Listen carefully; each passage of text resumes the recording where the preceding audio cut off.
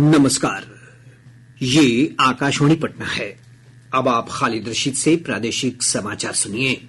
पहले मुख्य समाचार।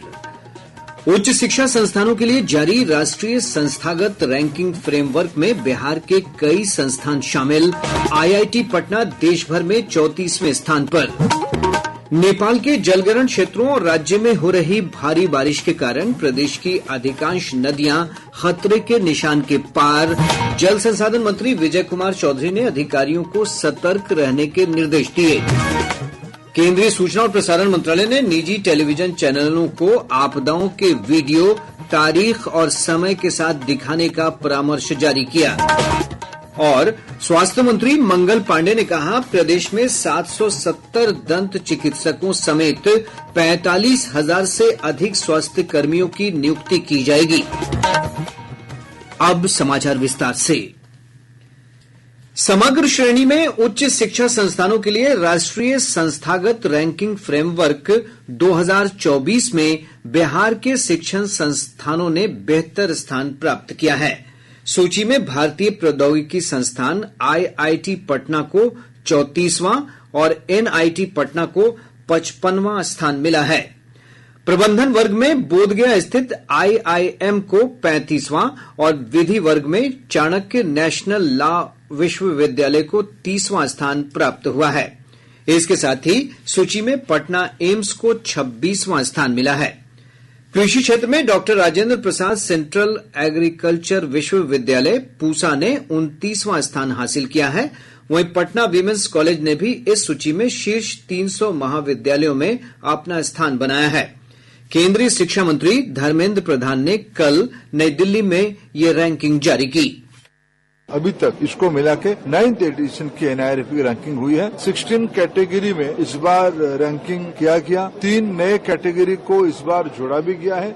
आने वाले दिनों में रैंकिंग बहुआयामी हो, उसको भी ध्यान रखा जाएगा। जो एक्रेडिटेशन प्रोसेस है उसमें भी काफी रिफॉर्म किया गया है, काफी उसको ट्रांसपेरेंट किया गया है। इस सूची में देश के 58,000 से अधिक शिक्षण संस्थानों में से 6,500 संस्थान शामिल किए गए हैं। भारतीय प्रौद्योगिकी संस्थान मद्रास ने शीर्ष स्थान प्राप्त किया है। भारतीय विज्ञान संस्थान बेंगलुरु दूसरे स्थान पर और भारतीय प्रौद्योगिकी संस्थान बम्बई तीसरे स्थान पर है। नेपाल के जलग्रहण क्षेत्र और उत्तर बिहार के मैदानी इलाके में भारी वर्षा के कारण गंगा, गंडक, बूढ़ी गंडक, बागमती, महानंदा और कोसी समेत कई नदियों के जलस्तर में लगातार वृद्धि जारी है। इन सभी नदियों का जलस्तर कई स्थानों पर खतरे के निशान को पार कर गया है। वैशाली जिले के लालगंज और मुजफ्फरपुर के रेवा घाट में गंडक नदी का जलस्तर खतरे के निशान से ऊपर पहुंच गया है। नदी गोपालगंज के डुमरिया घाट में लाल निशान से 22 सेंटीमीटर ऊपर बह रही है। केंद्रीय जल आयोग के अनुसार गंगा नदी का जलस्तर पटना के दीघा घाट में 23 सेंटीमीटर, गांधी घाट में 82 सेंटीमीटर और हाथीदह में लाल निशान से 64 सेंटीमीटर ऊपर दर्ज किया गया। जिलाधिकारी डॉक्टर चंद्रशेखर सिंह ने संबंधित अधिकारियों को खतरनाक घाटों को चिन्हित कर वहां लाल कपड़ा लगाने के निर्देश दिए हैं। भागलपुर के कहलगांव में भी गंगा नदी खतरे के निशान से 39 सेंटीमीटर ऊपर बह रही है। गंगा नदी में उफान के कारण भागलपुर के निचले इलाकों में बाढ़ का पानी तेजी से फैल रहा है।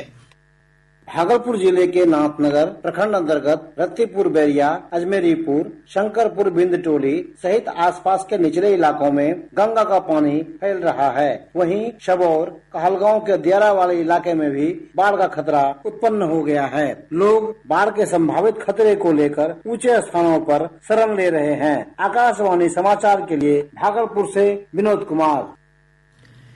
इधर बक्सर में गंगा नदी का जलस्तर घटने से लोग राहत महसूस कर रहे हैं।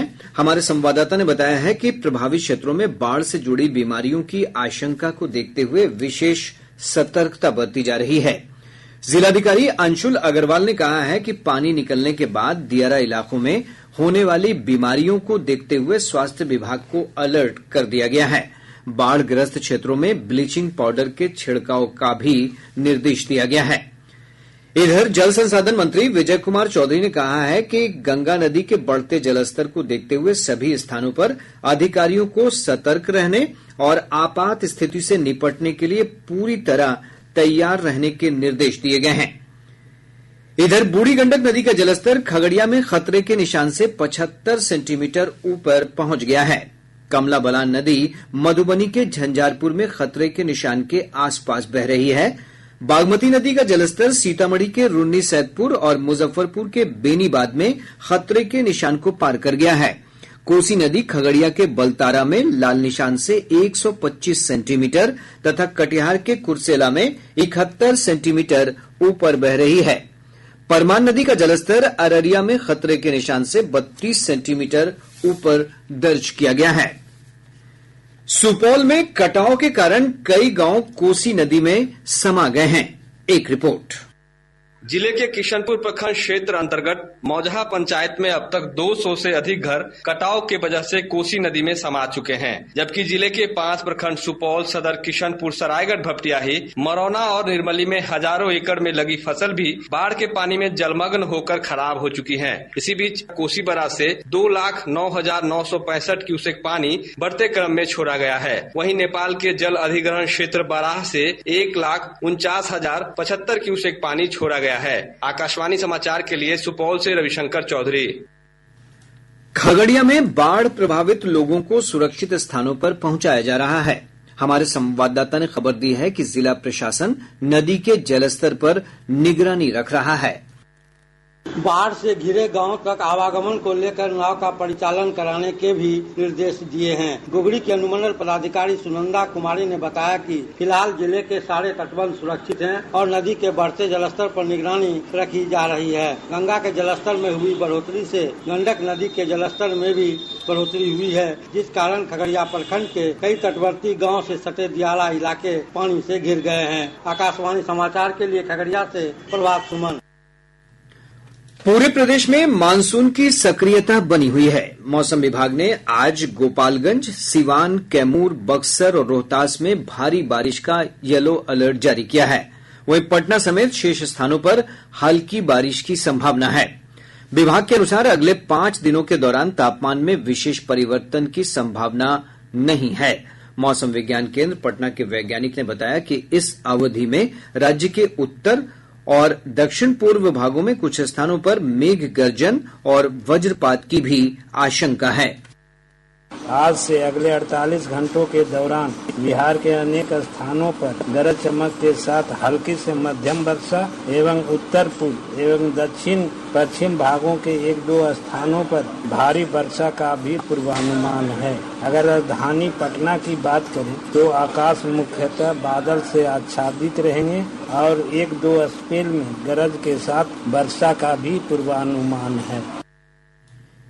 इधर पिछले 24 घंटों के दौरान कटिहार, सीतामढ़ी और नवादा जिले में 1-2 स्थानों पर भारी बारिश दर्ज की गई।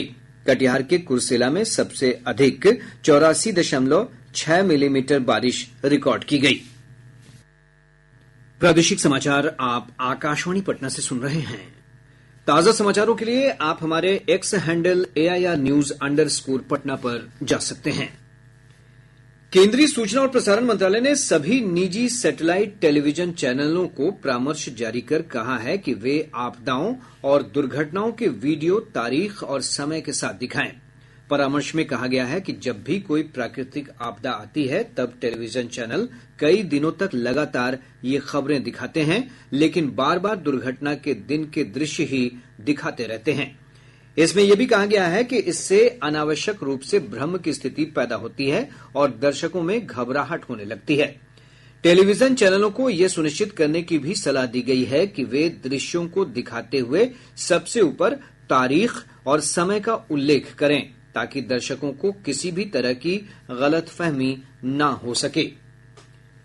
पीएम सूर्य घर मुफ्त बिजली योजना के अंतर्गत देश के प्रत्येक जिले में एक आदर्श सौर ग्राम बनाया जाएगा। केंद्र सरकार ने इस योजना के अंतर्गत आदर्श सौर ग्राम योजना के कार्यान्वयन के लिए दिशा निर्देश जारी किया है। नवीन और नवीकरणीय ऊर्जा मंत्रालय के अनुसार इसके लिए कुल 800 करोड़ रुपए आवंटित किए गए हैं। इस योजना के अंतर्गत गांव की आबादी 5,000 और विशेष श्रेणी के राज्यों के लिए 2,000 से अधिक होनी चाहिए। इसके साथ ही प्रत्येक जिले के सबसे अधिक नवीकरणीय ऊर्जा क्षमता वाले विजेता गांव को 1 करोड़ रुपए का केंद्रीय वित्तीय सहायता अनुदान मिलेगा। इस वर्ष फरवरी में सरकार ने सौर छत क्षमता की हिस्सेदारी बढ़ाने और आवासीय परिवारों को बिजली पैदा करने के लिए सशक्त बनाने के उद्देश्य से इस योजना को स्वीकृति दी है। स्वास्थ्य मंत्री मंगल पांडेय ने कहा है कि प्रदेश में 770 नए दंत चिकित्सकों की नियुक्ति की जाएगी। श्री पांडेय ने पटना के स्वास्थ्य भवन में एक समारोह में 52 औषधि निरीक्षकों और 10 दंत चिकित्सकों को नियुक्ति पत्र देने के बाद ये घोषणा की। स्वास्थ्य मंत्री ने कहा कि यह राज्य की स्वास्थ्य सेवाओं को सुदृढ़ करने की दिशा में एक महत्वपूर्ण कदम है। इन नियुक्तियों के बाद प्रदेश में कुल औषधि निरीक्षकों की संख्या 140 हो गई है, जो देश भर में सर्वाधिक है। उन्होंने कहा कि स्वास्थ्य विभाग 45,000 से अधिक रिक्त पदों पर बहाली की प्रक्रिया जल्द शुरू करेगा।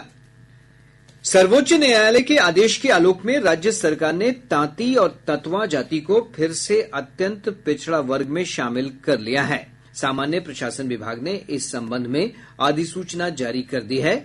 इसके अनुसार तांती ततवा जाति को अत्यंत पिछड़ा वर्ग के क्रमांक 33 पर दोबारा शामिल कर लिया गया है। जहानाबाद के मखदूमपुर प्रखंड के वाणावर स्थित सिद्धेश्वर नाथ मंदिर में कल हुई भगदड़ की घटना में मृतकों की संख्या बढ़कर 8 हो गई है। इस हादसे में 16 लोग घायल हुए हैं। वहीं जिलाधिकारी अलंकृता पांडेय ने बताया कि कल गंभीर रूप से घायल एक महिला की इलाज के दौरान मौत हो गई।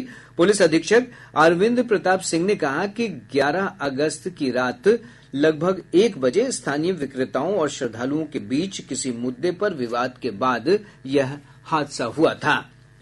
उत्तर बिहार को जोड़ने वाले राजेंद्र सेतु के सड़क मार्ग के स्लैब की ढलाई के कारण आज रात 10 बजे से कल सुबह 6 बजे तक पूरी तरह से बंद रहेगा। इस दौरान आपात सेवाओं को छोड़कर आम वाहनों की आवाजाही प्रतिबंधित रहेगी। अरवल जिले में युवा खेल और संस्कृति विभाग तथा जिला प्रशासन के संयुक्त तत्वावधान में हर घर तिरंगा सप्ताह के तहत तिरंगा यात्रा निकाली गई।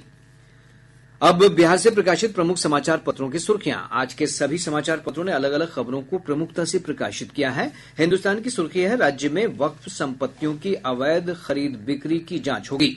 दैनिक जागरण ने पटना उच्च न्यायालय के हवाले से लिखा है, साक्ष्य के बगैर किसी कर्मी को दोषी नहीं ठहरा सकते। दैनिक भास्कर ने बांग्लादेश के राजनीतिक मामले को बड़ी खबर बनाया है। अखबार लिखता है, बांग्लादेश के गृह मंत्री बोले, भारत हमारा पड़ोसी, मदद करे, दखल न दे। और अब अंत में मुख्य समाचार एक बार फिर। उच्च शिक्षा संस्थानों के लिए जारी राष्ट्रीय संस्थागत रैंकिंग फ्रेमवर्क में बिहार के कई संस्थान शामिल। आईआईटी पटना देश भर में 34वें स्थान पर। नेपाल के जलग्रहण क्षेत्रों और राज्य में हो रही भारी बारिश के कारण प्रदेश की अधिकांश नदियां खतरे के निशान के पार। जल संसाधन मंत्री विजय कुमार चौधरी ने अधिकारियों को सतर्क रहने के निर्देश दिए। केंद्रीय सूचना और प्रसारण मंत्रालय ने निजी टेलीविजन चैनलों को आपदाओं के वीडियो तारीख और समय के साथ दिखाने का परामर्श जारी किया। और स्वास्थ्य मंत्री मंगल पांडेय ने कहा, प्रदेश में 770 दंत चिकित्सकों समेत 45,000 से अधिक स्वास्थ्य कर्मियों की नियुक्ति की जाएगी। इसके साथ ही आकाशवाणी पटना से प्रसारित प्रादेशिक समाचार का ये अंक समाप्त हुआ।